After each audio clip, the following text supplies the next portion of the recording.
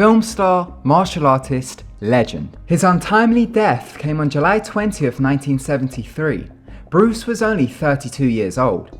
Ever since his death, there have been several conspiracy theories surrounding it, as it is really suspicious. First, we will take a look at the official report, then the theories. While in Hong Kong recording parts of his film Enter the Dragon, Bruce collapsed. As he was known to suffer from seizures and headaches, he was rushed to the hospital. After a few tests, the doctors diagnosed him with a cerebral edema. A cerebral edema, otherwise known as brain swelling, is an excess accumulation of fluid between spaces of the brain which causes it to swell. The doctors prescribed him medicine and he was allowed to leave. 2 months later, on the 20th of July, Bruce went to actress Betty Ting's house to read over a script for his upcoming movie The Game of Death. He started to complain of a headache, so Betty gave him an unusual painkiller.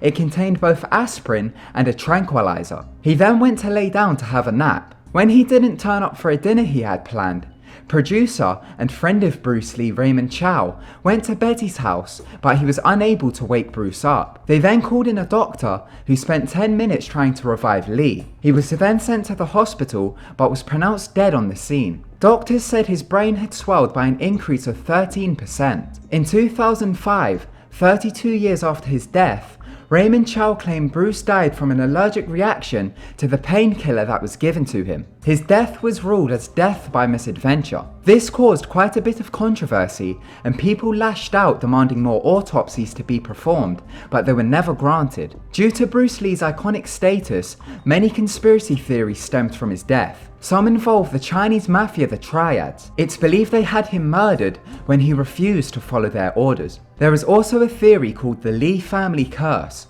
This theory hints that Bruce Lee's family's bloodline is cursed. This is how the Illuminati theory goes. There are actually 2 theories, and they are both crazy. Theory 1.